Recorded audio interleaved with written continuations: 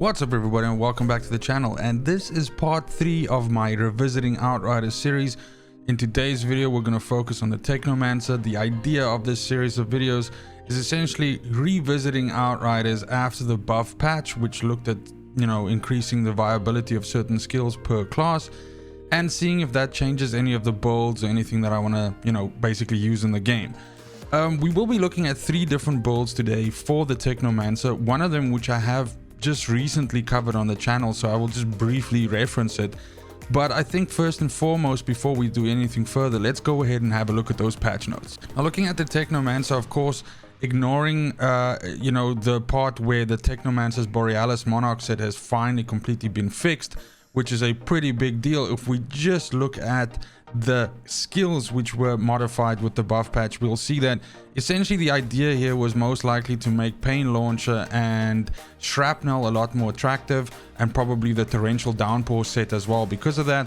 But across the board you have reductions in base cooldowns for both of these. When we look at Pain Launcher, it goes all the way down from 40 seconds down to 30 seconds, which makes it a hell of a lot more attractive. That's like a 25% reduction in its cooldown. And then of course, if you stack cooldown reduction, it can drop that cooldown significantly. When we look at Shrapnel, 2 changes there are also the base cooldown drop from 22 seconds to 17 seconds, but also the anomaly power coefficient, in other words how much anomaly power is added on to the base damage of the skill, was also increased by 19%, again just making each grenade do a lot more damage.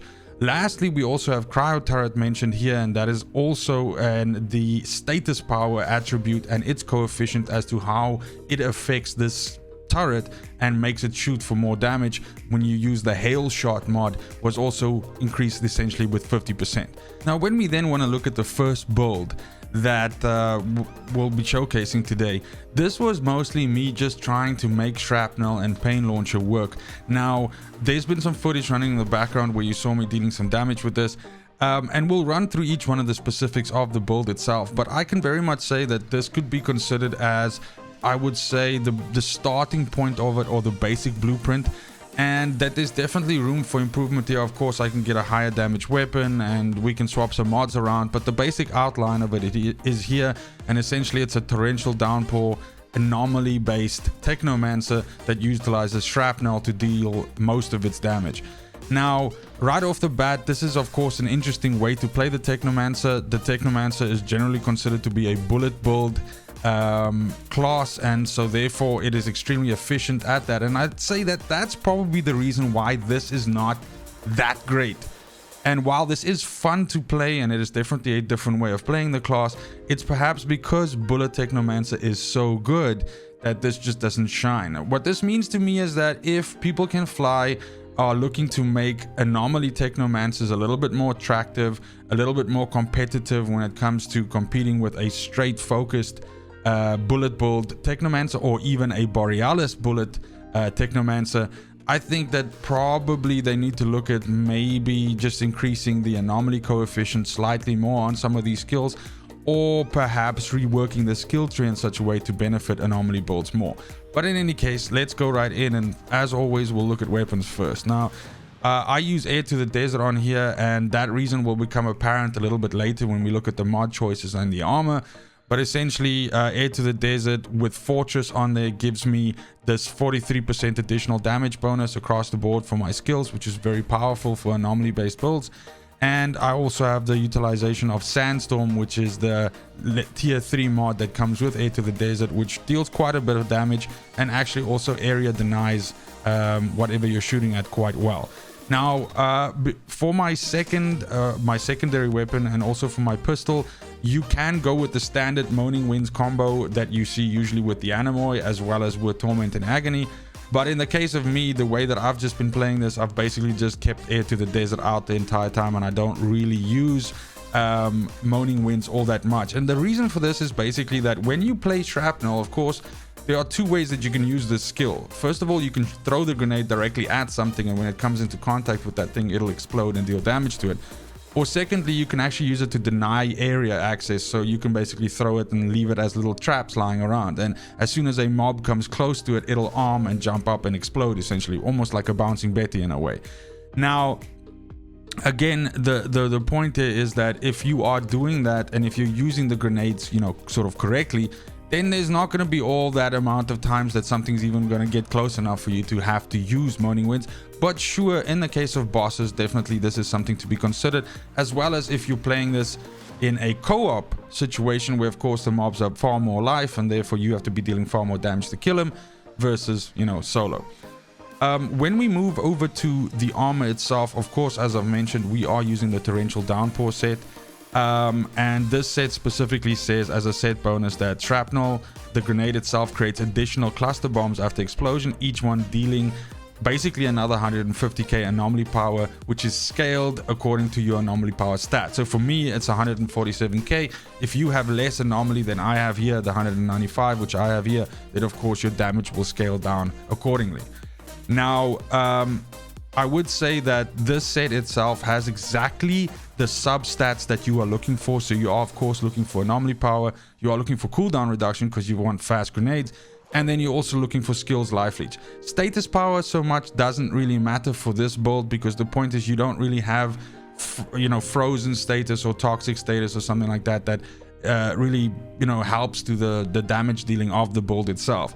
So that being said, on this here, I have Unstoppable Force as my first mod, which essentially increases my anomaly power by 50% of my resistance piercing. As we go through the choices here, you'll see that this uses the popular combination of combining your resistance piercing and your resistance, sorry, so it's resistance piercing and it is armor piercing to essentially boost up your anomaly power, and it'll make a bit more sense once we go through here.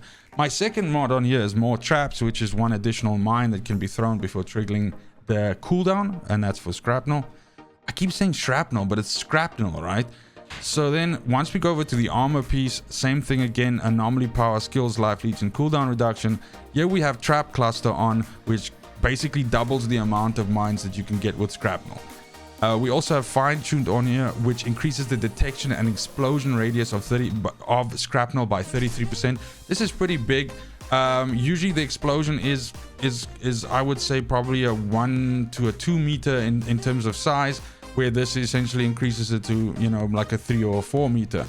And the point being that you want these mines to do as much damage as possible, and so if you throw them into a group of mods, it's obviously beneficial to hit more than it is to hit less.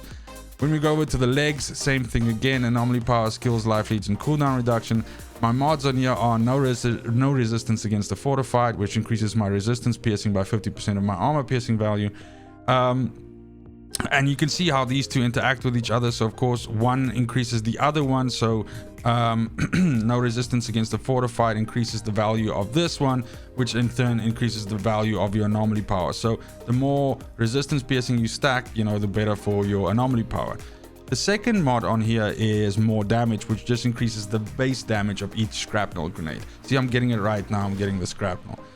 And then when we go over to our first piece of epic gear, purple gloves, we have anomaly power, cooldown reduction, and status power on here. Of course, skills life leech is what you are looking for here, but I, you know, sort of use a lot of my how can I say, gear pieces across a lot of different builds. So this is the best piece that I have for this right now. So of course, if you want to dedicate yourself into this build, which when we get to the end of this discussion, you might decide you don't want to because it's not in the best place it can be right now, then you might just want to farm for something that doesn't have status power, but rather skills life leech.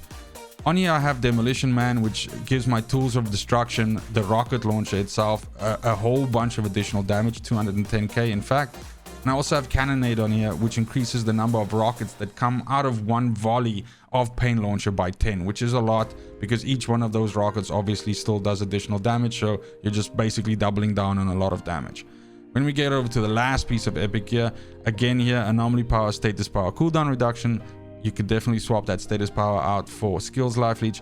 Yeah, I have bang for your buck, which says that tools of destruction activating the skill grants 100% base ammo increase to the selected tool. So when you activate it, you get 4 rockets. With this, you get 8 rockets.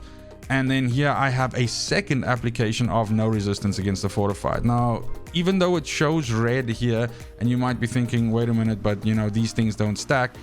It's obviously not intended in the game, but it's been like that since the very beginning of the game, that There are a few mods that do stack like this. No resistance against the fortified in actual fact does. So you can test this yourself. You can take the mod off and on, and you can add multiple versions of it, and you will see that it actually does increase your resistance piercing here. So without this, my resistance piercing goes basically down to 45. So with 2 applications of it, it goes up to 60%. That is then the 5 gear pieces. So when we go over to the skills, now knowing what the mods are, I'm sure you can imagine the 3 skills which we're using. So we are using Scrapnel. This is on a 7.4 second cooldown, and I've got 4 grenades available. So you basically throw out 4 grenades, and then you have 7.5 seconds before you have another 4. The good thing about Scrapnel that I do want to mention though is they're fantastic with also just interrupting skills, because this is considered an interrupt, and so you can use this on anything that's busy channeling an ability or something like that, and it will actually, you know, interrupt that ability. The second thing is Pain Launcher. This is also an interrupt. So again, you can see that this is quite a disruptive build in the way that you can mess with any kind of mob that's trying to use a skill or anything like that. And then last but not least, we've got Tools and Destruction on here, which allows you to use the minigun or the rocket, but in this case we prefer the rocket. Now Pain Launcher is all the way down to a 13.1 second cooldown, which is quite fast for it, and of course this benefits from the original 10 seconds that have also been taken over the global cooldown due to the buff patch. And then Tools of Destruction is on 23.1 seconds. So the point here is basically that you can go into combat, you activate Tools of Destruction, that gives you access to 8 rockets. At the same time, you can still use Scrapnel and Pain Launcher, and you can essentially shoot with the rockets, throw out some grenades, activate a Pain Launcher, and through basically balancing your skills out like that, you can always kind of like have one skill up. And then in the cases where you don't, you just have Air to the Desert, and you're essentially using Desert Storm. Or, I mean, why did I say Desert Storm? Sandstorm. Then last but not least, let's look at the class tree here. So you have essentially, you're kind of forced into going like bottom tree, because again, you want as much anomaly power as possible. Also because a lot of the main nodes, you know, benefit from using Scrapnel and using Pain Launcher. But if we go down here, one of the first major ones as you're going down here, of course, that you want to pick up is you want to get heavy absorption. This means that whenever you activate a grenade or Pain Launcher or the rocket launcher, you essentially increase your skills life leech by 15% for 7 seconds, which is huge. This build, even though it's bottom tree, ends up being extremely tanky just due to the fact of how much skills life leech you have, and because you're constantly throwing out grenades, you're constantly doing AoE damage with Pain Launcher, with the rocket launcher, with the grenades, so you're just getting a whole bunch of inbound life. The next, you know, sort of important node as well is activating ordnance skills increases your armor by 50% for 15 seconds. This is armored unit, of course, also big, again benefiting from all 3 of your skills. Then we have Team Player, which is just, you know, that it's a good skill overall because it decreases elite damage to by 10% to you and to your allies, which is fantastic. And then last we have Tech Bond, which is massive, right? Again, benefiting from all 3 of your skills. This says that when you activate any of the ordnance skills, it increases your anomaly power by 50% for 10 seconds. Now this is again huge because the point is that you are you're setting at about 200k anomaly, so this is quite a fundamental increase to that as well. Then you have some points sort of spare to use, and what I've chosen to do is just go in here and increase my resistances further on, just making it more tanky, picking up 2 health nodes, and then also getting Winter's Barrier, which is pretty much like a get out of jail, you know, sort of card. Whereas as soon as you use your class melee skill, it increases damage mitigation by 40% for 3 seconds. So if you're surrounded by a whole bunch of stuff and you're taking a lot of inbound damage, not only are you still getting skills life leech from all of the, you know, grenades and everything that you're throwing out, but this will give you a further damage mitigation of 40%, which is huge for 3 seconds, which gives you a little bit of time to get out of dodge. So that's it basically for this anomaly build. And again, like I said, it's not, especially if you stack a bullet based techno next to this build does not perform, you know, equivalent. But of course, we all might be a little bit tired of playing bullet build technos. We might be wanting to try something out. Maybe you just want to goof around with maybe lower CTs or anything like that. But I definitely think that this is a good blueprint to a start of an anomaly build. All we need now is maybe a little bit more buffs from People Can Fly, you know, asking for a friend. The second build that I said that we'd look at today is a Borealis monarch set based bullet techno. I actually made a video on this build about a week ago because it's just so good that I had to sort of jump the gun and just get that out. But I'll link it in the description of this video, or just put it up here. There's a picture of it there. Definitely, I don't mean to send you away from this video, but definitely go check that out. That has all the detail in, and I'm not going to make you sit here and essentially watch the same thing twice. But it is a very capable build due to the fact that now finally the Borealis monarch set works the way that it's supposed to, and it gives fantastic group utility as well, as again offering a little bit different way of playing a bullet techno. While you might be completely tired of, you know, the standard toxic way, the frozen way with Borealis monarch is exceptionally good at locking down mobs, exceptionally good at dealing with bosses, and also exceptionally good at pushing out high damage value.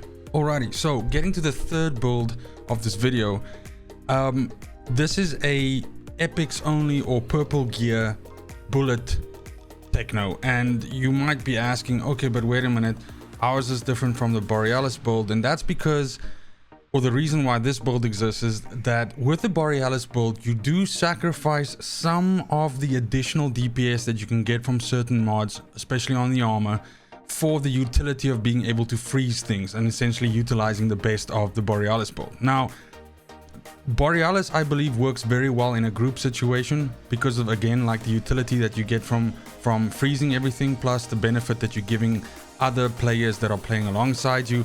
But when it comes to dealing the most damage, more specifically critical hit damage, or in the case of, let's say for instance, you're doing Eye of the Storm and your job out of the 2 players or the 3 players in your 3-man group is dealing damage to your Gug in the most efficient, most effective manner, this is the build for you. In my opinion, this is the highest damage that you can roll with a bullet build. And if you have the right mod set up here and you have a very well rolled assault rifle, then you are essentially good to go. And of course it has to be a tactical assault rifle. So with that being said, let's go right ahead and look at the weapon first. Now, your secondary weapon and your pistol matter nothing here because it's a bullet build, so the only thing that matters is your primary weapon. In this case, it needs to be an assault rifle, a tactical assault rifle, simply because of the fact that these deal by far the most critical damage in terms of the critical multiplier when you hit like a headshot or something like that. And secondly, due to the way in which you can use distance with these weapons, with their range being so immense, like up to 42 meters, you can essentially stay out of, you know, fire and just deal the most amount of damage possible. Now, the role you're looking for is absolutely, you want crit damage on there, and then you want long range damage on there. Anything else other than that is okay, but those two are hypercritical. If you can get crit damage, and like for instance here, long range damage and close range damage, you're golden, and that's the only weapon you'll ever need, as long as it's rolled fairly high and it has a good one good mod on it at least, and then you can put something else on it. Now, when we look specifically at the weapon that I'm using here, I've actually got 2 different flavors that I use. This is just the standard DLC rifle, which is familiar to everybody. This rolls with bone shrapnel, and then I put dark sacrifice on here for the additional damage. Now, here's one which I bought in the shops, and this basically rolled with 2 different mods on there, and I decided to keep Gravedigger's Frenzy, and then I introduced dark sacrifice to it as well. Now, the difference between these 2 weapons is basically the fact that this is much better at dealing a lot of damage to one specific target, whereas this, due to bone shrapnel, is very good at dealing with targets in a group. So that's basically the choices that you go through between choosing between which one of the 2 weapons to use. When we get to the armor, I'm going to go from bottom to top, because once we get to the top, I'll explain essentially, you know, why this class or why this setup has 1 free mod slot, which you can essentially use for whatever you feel that you're lacking or what you want to pull into the build. So when we look at the bottom here, all of your 5 pieces of gear need to have bonus firepower, long range damage, and close range damage on them. You benefit almost nothing from status, you benefit nothing from skills life leech. Yes, you benefit from healing and all of that, but if this is a pure damage build and you're trying to push as much damage out as possible, so you want firepower, you want long range damage, and you want close range damage. Now, starting with the boots, as I said, we've got the reload mechanic here, because of course you need a way to keep your bullets up. In this case, it's toxic lead. This means that enemies that are killed while they have toxic on them replenish 40% of your magazine. You basically, anything that you kill with blighted rounds essentially spreads toxic around, so this ensures that you constantly have a reload mechanic built in. Then we have Sharp Eye on here, which essentially just means that as long as you're aiming down sight and killing stuff, you get firepower stacked on top. Now, because you're using a tactical rifle and because this is a bullet build, you're constantly going to be aiming down range over the rail of the gun, so you'll constantly be proccing this. Then when we get to gloves, we've got Captain Hunter here for additional damage to elites, and we also have Dum Dum bullets for additional assault weapon damage, because of course you're using an assault rifle. Pants, we're using crit stack and critical analysis. Now, quickly, just the strategy, I guess, here's the point, that is whenever you're fighting normal mobs, you'll be killing them in 1 or 2 burst tops, so you won't need to worry about hitting critical spots. But when you're fighting bosses, when you're fighting Yagag or anybody like that, any elites, then it pays to actually hit the critical spots. And both of these mods will incredibly enhance your ability to deal damage to those critical spots. Critical analysis increases your critical damage by 15%, which is huge. And crit stack says that critical shots build up a 5-second stacking effect, which basically stacks your firepower even higher. So the longer you fight an elite and the more shots you put into its head, the more damage you'll do. It's quite common in this build to see you starting out at about 700 to 850 per bullet hitting, and then it'll ramp up rapidly and hit like 1.1, 1.2, 1.3 million. And that's without any debuff pyros or anything else hanging around, further boosting up your damage. So you can see the exponential growth that you get from the damage here. Then when we get to the chest piece, we have Euthanizer, which deals 25% additional damage to things that are toxic. You are basically making everything toxic with blighted rounds, so this is just a flat damage increase. We also have Bloodlust in here, which is kind of like the companion skill to Sharp Eye. They both basically do the same thing, they just do it in different ways. Bloodlust just flat out gives you increased firepower when you kill stuff, but it also stacks up. And then last but not least, we get to the headpiece, where we have Radical Therapy, which is another 15% additional damage to toxic. And then we get to what I essentially refer to as the free slot in this build. Now you have some options here. As an example, I use Damage Absorber in here because it gives me essentially double my amount of armor that I start with, plus a small amount of resistance. And due to the fact that I am taking quite a bit of additional damage from Dark Sacrifice when I'm in gunfights, this little bit of survivability helps me out, and also just helps me mitigate some of the damage that's coming my way. But you'll in any case be healing a lot as well because of all the damage that you're pushing out. So Damage Absorber is, in my opinion, kind of like the best one for me, or the one that I prefer. But also I'd be lying if I said that it's simply just the way that my gear has turned out, that I kind of like, I settled on Damage Absorber. I'm constantly farming for other pieces of gear that give me other options, and some of these other options can, for instance, be, let's for example say you are not host, you're off host, and you're struggling with the reload mechanic, and that toxic lead is not keeping you topped up in terms of your bullets. You can slot a second reload ability in here, like for instance Trick Up the Sleeve, which essentially just gives you a second way to reload your bullets ability, and helps you not lose that in a situation where you're not the host.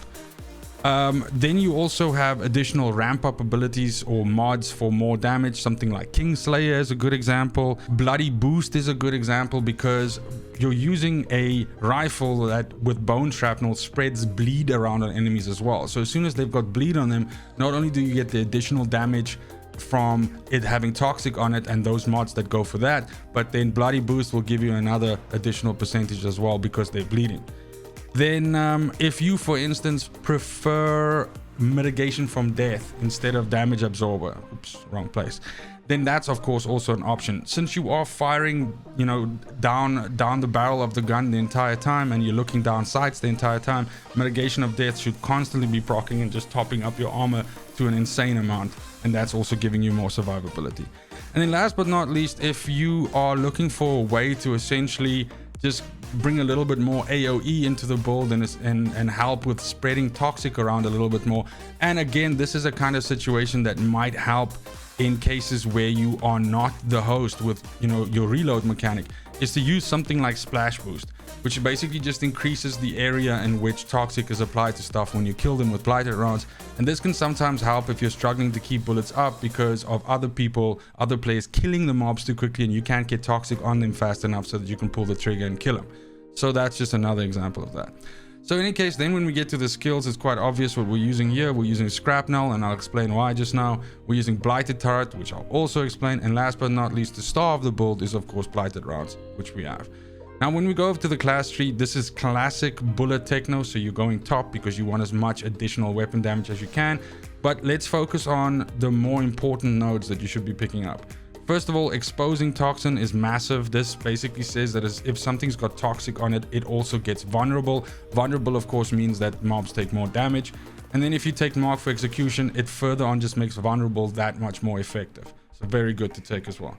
Then two ones which I want to mention is nitrogen capsules. You've got two nodes of that, and essentially what this does is it drops the distance. So let me highlight that. It drops the distance that something is considered to be long range. So basically how it works is you have short range, or close range rather, which goes up until 10 meters.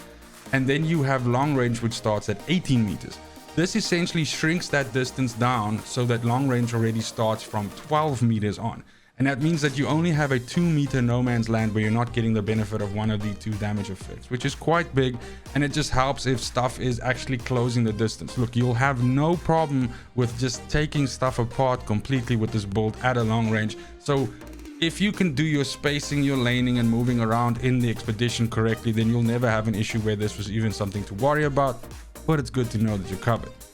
Then Cannonade is fantastic because every time that you throw Shrapnel out, the grenade itself, then it increases the weapon damage for you and your allies. So if you have some other bullet builds with you, or other people that are using weapon damage, then this increases their weapon damage by 30% as well as yours for 10 seconds.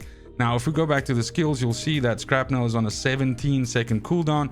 So that means like every other 10 seconds you can essentially have this boost effect. Then if we get back to here, then of course we want to be picking up Assault Master because we are using an assault rifle, and this is just a hell of a damage boost to not pick it up. And then we also want to take two sides of the power, which is kind of like a glass cannon-y kind of thing. So you deal more damage, but you also take more damage. And then you do want to get UT14 clips because you want to have a bigger magazine size. So this takes you from a rifle that has like a 30 mag to like something like a 45 mag, which is fantastic, and again just helps you keep the bullets up. Now you can't really see behind my fat face here, but obviously I pick up Purge here, which lets you deal additional damage to toxic units, and then of course we get Empowering Antenna as well. And this is the reason why we take Blighted Turret. This says that every time you throw Blighted Turret out, it increases the weapon damage for you and your allies by 40% for 10 seconds. Here's the clincher though.